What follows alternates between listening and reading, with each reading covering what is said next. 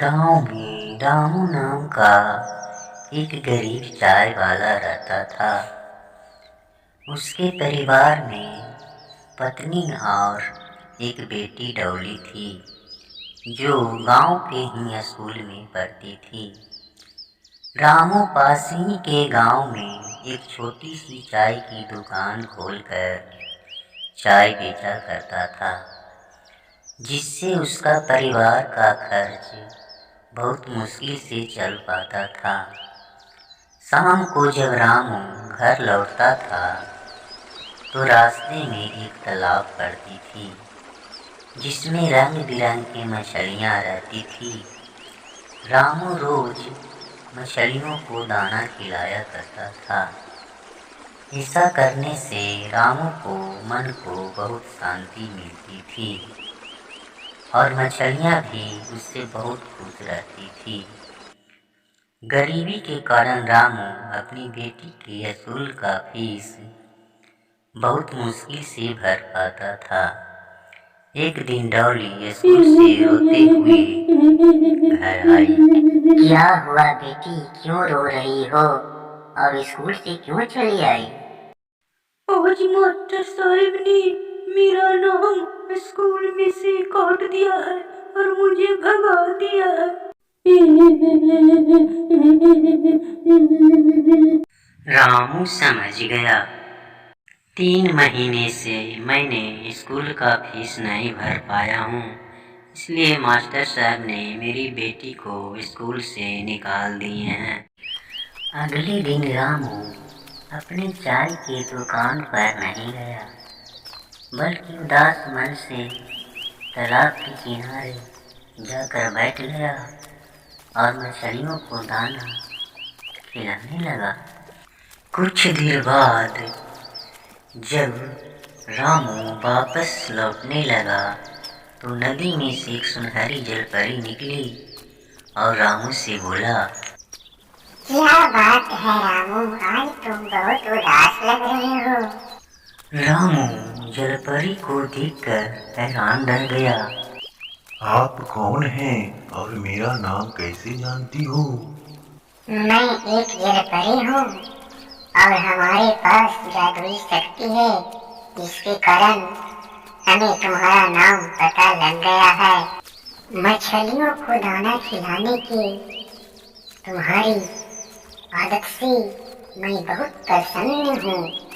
अगर तुम्हें कोई कष्ट हो तो तुम मुझे बताओ, मैं तुम्हारी सहायता अवश्य करूँगी। रामू ने अपनी सारी दुख भरी कहानी उस जलपरी को बताया।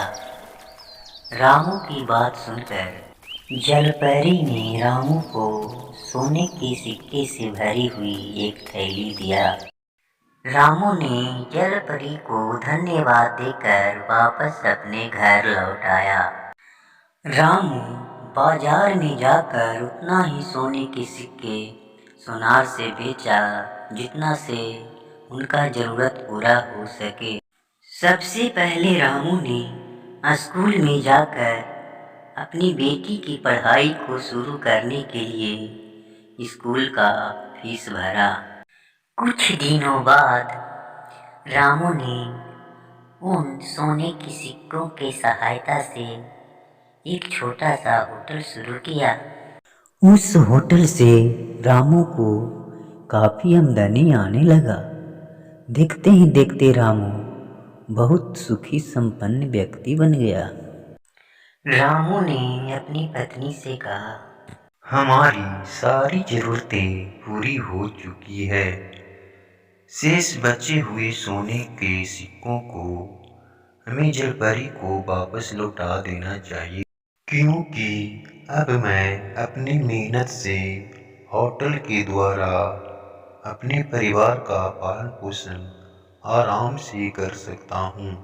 हाँ जी, जलपरी ने हमें बहुत मदद की है। अब शेष बचे हुए सोने के सिक्कों को हमें उसे वापस लौटा देना चाहिए।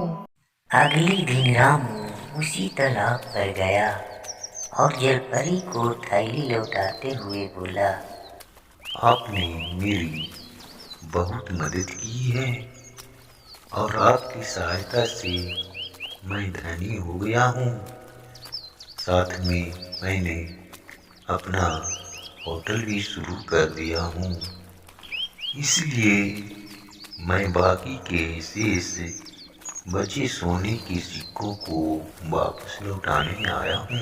रामू को ईमानदारी को देखकर जलपरी बहुत प्रसन्न हुई और बोली, रामू, हमेशा ऐसे ही ईमानदार बना रहना, इससे तुम्हारे होटल में बहुत तरक्की होगी।